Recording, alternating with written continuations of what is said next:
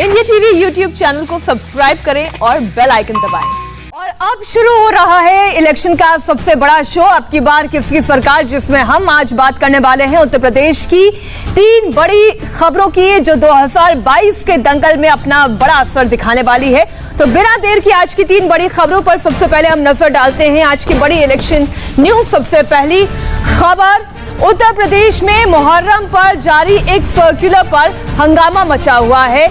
क्यों और किस लिए इस मामले पर हंगामा मचा है और क्यों मामले को मजहबी रंग देने की कोशिश शुरू हो गई है, ये आपको डिटेल में बताएंगे। और साथ ही आज की दूसरी बड़ी खबर, योगी आदित्यनाथ का मकसद उत्तर प्रदेश को कोरोना से बचाना है। इंसान और इंसानियत, इंसान की जिंदगी सबसे बड़ी बात है, चाहे कांवड़ यात्रा हो या फिर मुहर्रम की बात हो, योगी का एजेंडा क्लियर है। तीसरी लहर को किसी भी हाल में रोका जाना है। क्या है योगी आदित्यनाथ का एक्शन, वो भी आपको बताएंगे। और साथ ही आज की तीसरी बड़ी खबर जो उत्तर प्रदेश से जुड़ी हुई, जहां अखिलेश यादव बीजेपी से हारे, गठबंधन के सहारे। अब बीजेपी को हराने के लिए क्या है अखिलेश का नया प्लान और उन्हें क्यों लगा है झटका, यह भी आपको बताएंगे। लेकिन सबसे पहले आज की सबसे बड़ी खबर की हम बात करेंगे। यूपी चुनाव में कोरोना मैनेजमेंट को लेकर सरकार ने ऐसा कौन सा सर्कुलर जारी कर दिया है जिससे हंगामा मच गया है। खबर की हम बात करेंगे। यूपी चुनाव में कोरोना मैनेजमेंट को लेकर सरकार ने ऐसा कौन सा सर्कुलर जारी कर दिया है जिससे हंगामा मच गया है। सरकार की कोशिश यह है कि कोरोना की तीसरी लहर को रोका जाए, इसके लिए चाहे कोई भी कदम क्यों ना उठाना पड़े, कोई भी इवेंट क्यों ना हो, इससे कोरोना विस्फोट हो जाए, इसे रोकना है। और इससे लेकर मुहर्रम को देखते हुए एक सर्कुलर जारी किया गया है। लेकिन इसकी वजह से जो मुस्लिम धर्मगुरु हैं वो नाराज है। वो ये कह रहे हैं कि डीजीपी को माफी मांगनी होगी। उत्तर प्रदेश में मुहर्रम को लेकर जारी एक सर्कुलर पर विवाद हो गया है।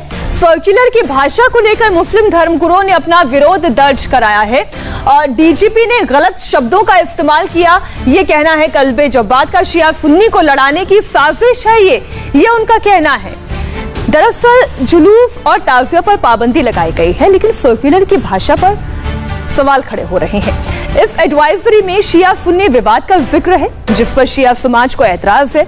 मुस्लिम धर्मगुरुओं ने न सिर्फ डीजीपी से माफी मांगने के लिए कहा है, बल्कि ये ऐलान कर दिया है कि अगर सर्कुलर वापस नहीं हुआ तो मुहर्रम पर प्रशासन की हर मीटिंग का मुस्लिम समाज बहिष्कार कर देगा। जिस सर्कुलर पर विवाद है, हम आपको अब वो सर्कुलर दिखा देते हैं। लेटर के पॉइंट नंबर 2 में जो लिखा है उससे लेकर मुस्लिम धर्मगुरुओं का पारा इस वक्त बहुत हाई है। अब जो लिखा गया है वो आपको बताते हैं। पॉइंट नंबर 2 में लिखा है, मुहर्रम अति संवेदनशील है, इसमें शिया समुदाय के लोग तबर्रा पढ़ते हैं, जिस पर सुन्नी समुदाय ने ऐतराज दर्ज किया है। जवाब में सुन्नी समुदाय की ओर से मदहे सहाबा पढ़ा जाता है। शिया जो वर्ग है उसके जो असामाजिक तत्व है वो जानवरों की पीठ और पतंगों पर तबर्रा लिखकर इसे उड़ाते हैं। इससे सुन्नी समाज नाराज हो जाता है। इस मौके पर शिया सुन्नी के बीच विवाद की आशंका रहती है। अब ये जो तमाम मुद्दे हैं उसे लेकर विवाद खड़ा हुआ है। सर्कुलर में इसी भाषा पर मुस्लिम धर्मगुरुओं को आपत्ति भी है। मुस्लिम धर्मगुरुओं की मांग ये है कि न सिर्फ सर्कुलर को वापस लिया जाए, बल्कि जिसने भी इसका ड्राफ्ट तैयार किया है उस ड्राफ्ट बनाने वालों पर भी एक्शन लिया जाए। इसके अलावा मुस्लिम धर्मगुरुओं ने मुस्लिम समाज से पुलिस की किसी भी मीटिंग का बहिष्कार करने की अपील करती है। उनका कहना है कि ये एक पवित्र त्योहार है जिसे बदनाम किया जा रहा है। डीजीपी ऐसा कर तनाव फैलाने का काम कर रहे हैं और साथ ही उन्होंने ये भी कहा कि पवित्र त्योहार को बदनाम करने की ये साजिश है। मुहर्रम को लेकर डीजीपी के सर्कुलर को अब मजहबी रंग देने की कोशिश शुरू हो गई है। डीजीपी के सर्कुलर पर मौलाना कल्बे जब्बात का बड़ा बयान आया है। उन्होंने कहा कि ये गाइडलाइंस नहीं बल्कि मुहर्रम मनाने वालों के खिलाफ एक चार्जशीट है। अब आप देखिए, चार्जशीट तक की बात उन्होंने कह दी। मुहर्रम मनाने वालों को बदनाम करने की ये कोशिश है, ये कहना है कल्बे जब्बात का। हमारी संवाददाता रुचि कुमार ने उनसे एक्सक्लूसिवली बातचीत की। आप उस बातचीत का अंश देखिए। मुहर्रम को लेकर यूपी के डीजीपी ने जो सर्कुलर जारी किया है उसको लेकर विवाद हो गया। हमारे साथ मौलाना कल्बे जब्बात साहब हैं। ये जो सर्कुलर है, क्या क्या आपत्तियां आप लोग को हैं? बिस्मिल्लाहिर्रहमानिर्रहीम। ये देखिए, गाइडलाइन की कापी हमारे पास है और इसको गाइडलाइन नाम दिया गया है, बल्कि गाइडलाइन नहीं है बल्कि मुहर्रम मनाने वालों के खिलाफ चार्जशीट है ये। और झूठे इल्ज़ामात का पुलंदा है ये पूरा, जिसमें वो ये कह रहे हैं कि मुहर्रम के जुलूसों में तबर्रा पढ़ा जाता है और पतंगों पर तबर्रा लिखा जाता है, आवारा जानवरों पर तबर्रा लिखा जाता है। आप इतने दिनों से लखनऊ में हैं, कभी कोई ऐसा वाक़या आपके संज्ञान में आया कि किसी जानवर पर तबर्रा लिखा गया हो, किसी पतंग पर तबर्रा लिखा गया हो, किसी जुलूस पर तबर्रा पढ़ा गया हो, कहीं कोई वाक़या आया? ये कब का बयान कर रहे हैं? अंग्रेज़ों के ज़माने का बयान कर रहे हैं या बहादुर शाह जफ़र के ज़माने के वाक़या बयान कर रहे हैं? तो ये बहुत बड़ा झूठ का पुलंदा है जो शिया सुन्नी झगड़ा फैलाने के लिए इन्होंने ये इस तरह से बयान दिया है। और उसके अलावा सूफ़ी मसलक वालों को भी इन्होंने इसमें लपेटा है इसमें, और कहा है कि मुहर्रम इंतहाई संवेदनशील है, अति संवेदनशील।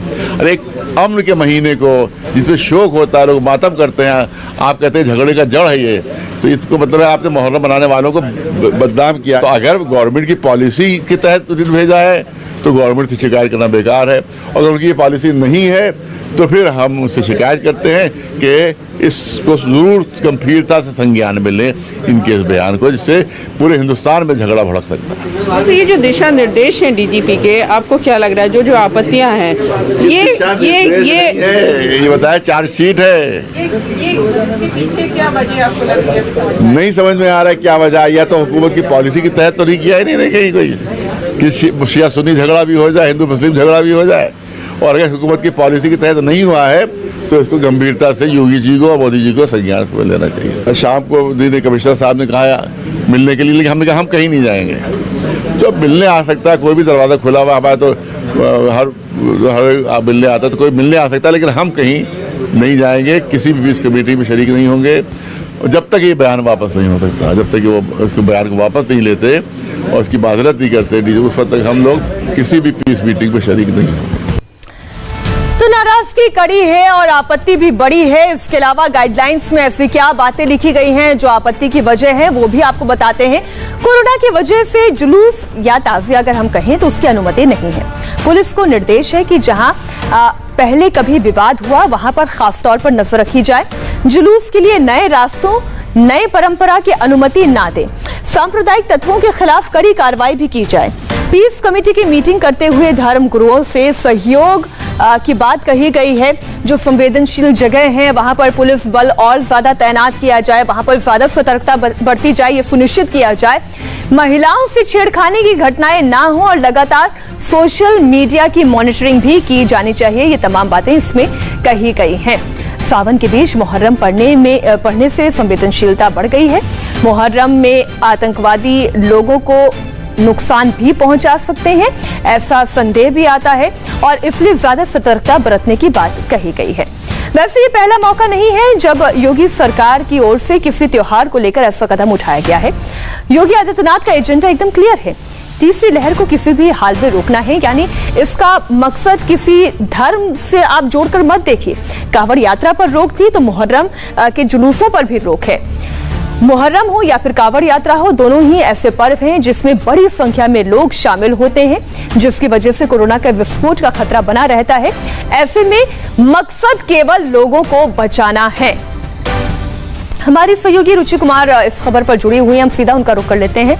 रुचि, मकसद तो बहुत साफ है, चाहे कांवड़ यात्रा हो या फिर मुहर्रम का पर्व हो, मकसद तो यही है कि हम योगी आदित्यनाथ कोरोना की तीसरी लहर को रोक सकें। लेकिन बवाल इतना बढ़ गया है कि कल्बे जवाद साहब को हमने सुना, उन्होंने तो साफ मना कर दिया कि वो किसी भी मीटिंग में नहीं जाने वाले हैं।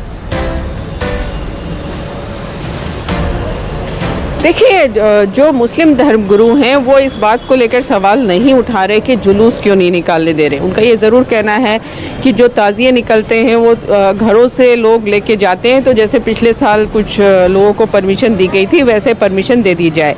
असली विवाद इसकी भाषा को लेकर है, जिस पर आपत्ति है। और उनका कहना है कि जो डीजीपी है, जो उनके ये दिशा निर्देश हैं, उन्होंने जो जो कहा है वो अब कहीं नहीं होता। डीजीपी बताएं कि कहाँ शिया जो है तबर्रा पढ़ते हैं या कहाँ मदह साहबा का जुलूस निकलता है, या जिस तरह से इन्होंने लिखा है इसमें कि जो जुलूस होता है उसमें यौन शोषण होता है या गौवध होता है, तो वो मौलाना कह रहे हैं कि वो बताएं कि ये आखिर होता कहाँ है, क्योंकि हमने नहीं देखा कि उनका कहना है कि ये कहाँ पर हो रहा है। तो आपत्तिजनक भाषा है, उसको लेकर विवाद है। लेकिन पुलिस अपनी तरफ से ये कह रही है कि ये जो दिशा निर्देश जारी हुए हैं ये पुराने दिशा निर्देश हैं, पिछले 3-4 सालों से यही दिशा निर्देश जारी होते हैं, बस इसमें एक नया सुप्रीम कोर्ट के जजमेंट का हवाला दिया गया है कि जो उन्होंने गाइड कहा था कि कोरोना को देखते हुए जो कांवड़ यात्रा है उस पर विचार करे, उसकी बात है, बाकी सब पुरानी बातें हैं। साथ में पुलिस ये कह रही है कि हर जगह लिखा है कि असामाजिक तत्व ऐसा करते हैं, इसलिए धर्म गुरुओं को इसको अपने ऊपर नहीं लेना चाहिए मीनाक्षी, लेकिन गुस्सा बहुत ज़्यादा है यहाँ पर। और सबसे बड़ी बात तो यही आपने रुचि जानकारी दे दी, जो पुलिस भी कह रही है कि ये पहली मर्तबा ऐसा सर्कुलर नहीं जारी किया गया है, तो अब इस पर बवाल क्यों शुरू हो गया? क्या चुनाव पास है इसलिए ये बवाल है? ये सोचने वाली बात है। शुक्रिया रुचि पूरी जानकारी के लिए, लेकिन आप हमारे साथ बने रहिएगा क्योंकि उत्तर प्रदेश में चुनावी जंग शुरू हो गई है और योगी आदित्यनाथ के एजेंडे पर इस वक्त सबसे ऊपर कोरोना का मैनेजमेंट है।